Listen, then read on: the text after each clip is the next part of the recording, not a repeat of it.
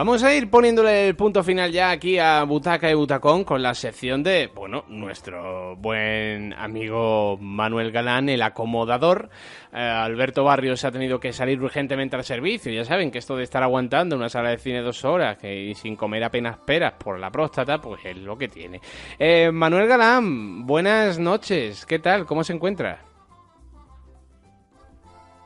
Querido Alberto, él es la lejanía. Manuel Galán, Manuel Galán, buenas noches de nuevo. Es que claro, desde la lejanía el acomodador no se te ha escuchado. Buenas noches.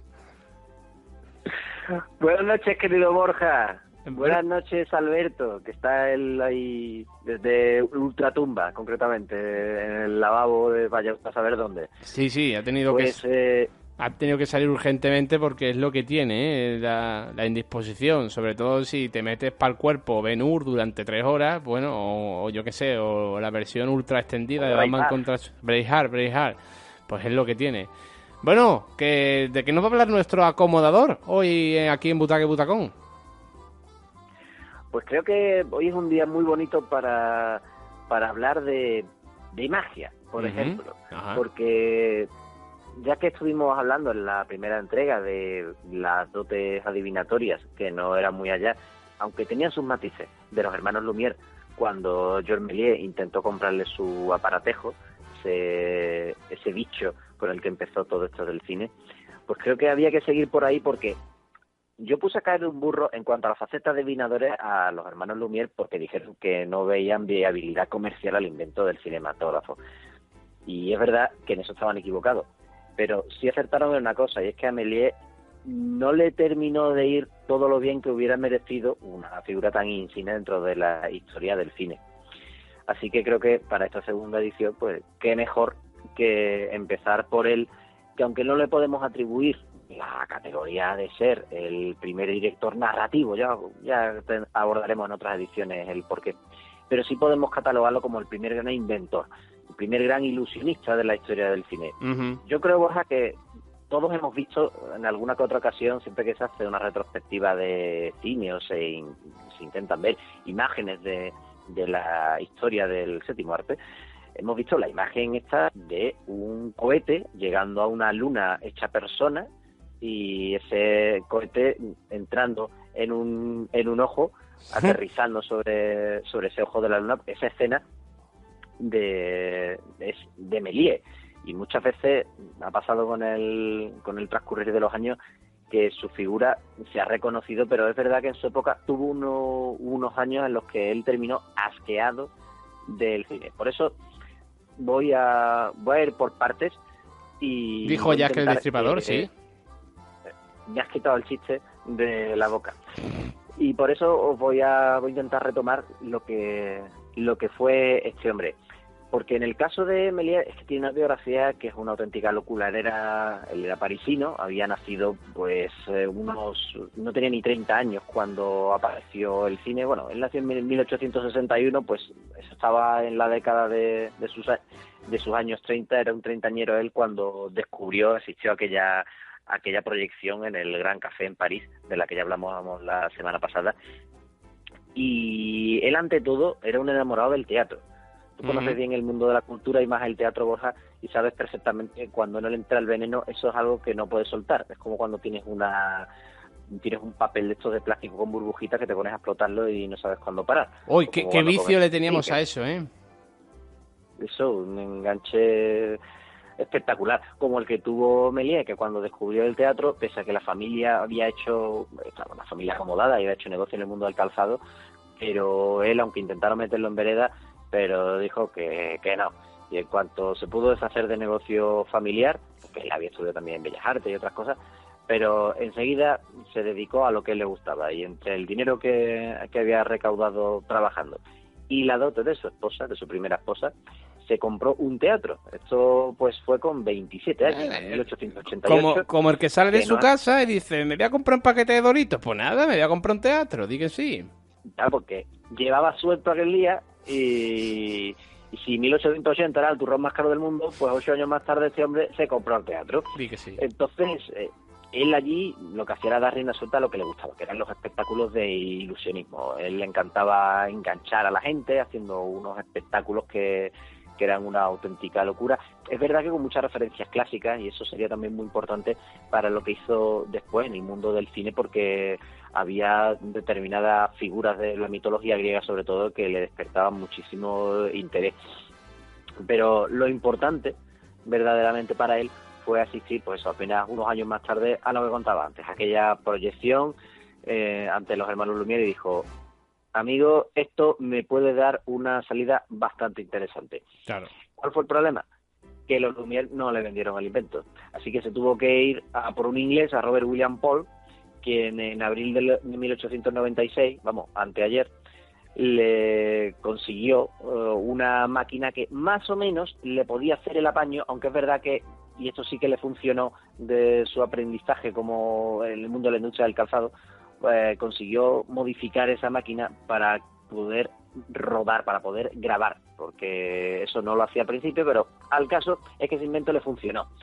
Y con eso pues fue rodando peliculitas. Lo que pasa es que eran unas peliculitas que eran pues que sí, una escena al aire libre, no eran realmente lo que él, para él, sería su seña de identidad. Uh-huh. Entonces terminó por darle un poquito la vuelta y al final dijo: amigo, vamos a hacer algo un poquito más potente. Y así nos plantamos en lo que es su película más icónica, la cosa más célebre, ese Viaje a la Luna, que se había inspirado en las novelas de Julio Verne, que la hace en 1902. Película, es verdad, que también hizo un Hamlet unos años más tarde, que también había hecho otra, El hombre de la cabeza de goma, película, bueno, bastante interesante.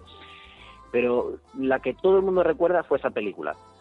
Bueno, pues ¿te puedes creer que ese Viaje a la Luna no le hizo precisamente, aunque fue un éxito del público, y llegó a Estados Unidos, pero no consiguió hacer dinero con la película? ¿Y tú sabes quién estaba de por medio cuando se exhibió la película en Estados Unidos? ¿A qué vas a saber quién? Pues ¿quién? Sorpréndeme. Thomas Edison. ¡Hombre! El mismo que tenía a esos muchachos con sus pistolas dispuestos a impartir la ley, y es que hasta 1908. No fue hasta entonces cuando el hombre ya tuvo que amoldarse un poquito más a la ley y ya por fin dejó de tener este monopolio en la distribución de películas que estaba agobiando a muchos directores. El caso es que en el caso de Méliès tuvo sus problemillas porque el no conseguir despegar económicamente le tuvo que hacer subcontratarse, una cosa muy española por otra parte, aunque el hombre fuera francés. Así que tuvo que ir a por los grandes de la industria en aquel momento, que ya contamos en la primera edición, que eran todos franceses. Tuvo que ir a trabajar para Pathé, por ejemplo, no Pathé de Foix, sino Pathé, pues ya saben ustedes, Pathé, el productor cinematográfico de aquella época, que era el que mandaba en la industria cinematográfica en Francia. Eso, con la Primera Guerra Mundial, pues hizo que él perdiera la pasión por el cine, como, aunque no es muy fiel a la historia, pero yo aquí lo engancho con una película más o menos actual, que la dirigió Scorsese y de la que tú igual te acuerdas, La Invención de Hugo. Hombre, tampoco es un peliculón. Sí, bueno, no es un peliculón, pero oye, está interesante, es curiosa. Mira que yo esa película la vi con la ignorancia mayor y absoluta que hay en el mundo, porque pensaba que era algo parecido a James y el melocotón gigante, porque no tenía ni idea de qué iba, pero digo, anda, mira, pero si es la historia de Lumière y estas cosas del cine antiguo. Muy bonita, me gustó mucho. Tiene ese punto tierno porque es lo que decía al principio, que Méliès se arruinó varias veces porque él lo que le gustaba era hacer magia, era, de hecho, se le atribuye ser, aunque hay quien tiene dudas al respecto, pero por lo menos si no fue el primero, fue uno de los primeros que hizo películas en color de la historia. Lo que pasa es que, claro, imagínate, había que colorear el negativo de una manera súper artesanal y era algo tremendamente complicado. De hecho, ahí ya entronca con otro personaje fundamental de la historia del cine español, Segundo de Chamón, aunque ya si acaso otro día hablaremos de él. Sí. La situación fue que Méliès vio que aquí no acababa de hacer pasta y tuvo que, lo que contaba, pues trabajar para otras productoras, pero esto de tener que entregar, creo que eran 300 metros de película rodada a la semana, una auténtica locura, un ritmo que él no podía soportar. A lo mejor me va a ir el dato, pero era el caso, un ritmo de trabajo tan alto el que le imponían, que al final terminó asqueado del cine, terminó deshaciéndose de unos estudios que había montado, que fueron en su día también pioneros,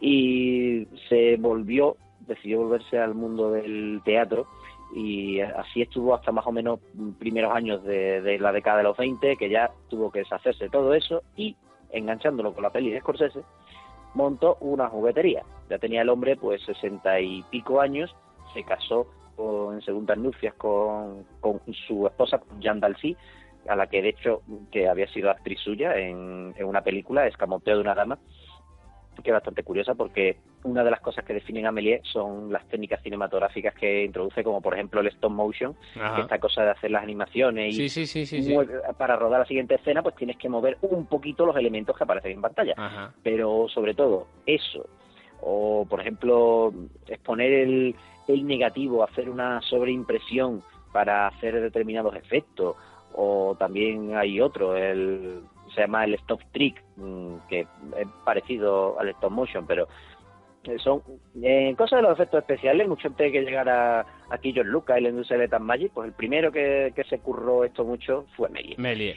El caso es que el hombre pues monta su juguetería y al cabo de los años se encuentra con que Léon Drouot, que era el director de una revista muy importante de cine, una revista que se llamaba Cine Journal, pues se liaron los dos y los visitó y dijo, pero un momento, pues usted tiene una juguetería, esto cómo puede ser. Y resulta que consiguieron encontrarle algunas de las cintas que había rodado en su día, las rescataron, y este hombre consiguió que al final de sus días, cuando ya era un hombre bastante mayorcete, porque murió en 1938, pues tuvo ya el homenaje que se merecía en vida, y después de acabar pues arrullado hasta el punto que había tenido que montar su juguetería, pues tuvo un final digno a la altura de lo que había sido el personaje. Una vida de película que ya hemos contado que Méliès pues la ha tenido en algunas de estas pelis, porque no es la única que se ha hecho sobre él, como te puedes imaginar. También hay algún corto bastante interesante al respecto. Y además, pues ya contaba antes que llegó a montar unos estudios que fueron algo impresionantes. Tuvo que montar unas instalaciones tremendas porque todos los espectáculos que él hacía cuando rodaba las películas requerían de un montaje bastante enjundia. Pero claro, si tú te vas a ver una peli de Méliès, pues necesitas algo que tenga algo para digerirla bien. Unas palomitas, por ejemplo, ¿no? Por ejemplo, porque, mira, yo no sé si a ti te pasa, pero yo cuando veo esas palomitas salir de las máquinas, a mí me parece que son mágicas. No como la que hace Méliès, pero casi. Sí. Entonces, yo no sé si te acuerdas de otra cosa contada la semana pasada, era cuando nuestros amigos George y Michael se iban al Nickelodeon a ver su peli. Sí, cierto es. Bueno, pues tú sabes que estos yankees tienen una cosa, además tú el mundo norteamericano lo conoces perfectamente. Ellos, la mejor manera de que tú vayas a un sitio y te quedes es poniéndote comida por delante. Que la otra cosa que tienen muy clara es que con las sandalias hay que llevar calcetines, pero como esto es un programa de cine y no de moda, pues vamos a la parte esta de la comida por delante. ¿Tú eres de comer alguna cosa mientras ves una peli, o de los que está callado en tensión porque no puede tragar nada, porque como el asesino ser mayordomo ya es una cosa que tú no puedes ni tragar? Claro, eso es lo que pasa.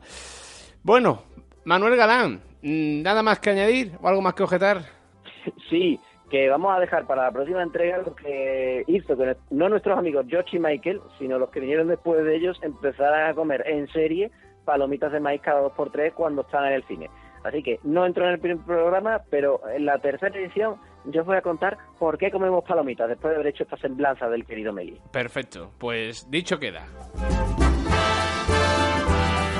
Manuel Galán, un abrazo, gracias por acomodar la sala, como siempre. 2 para vosotros.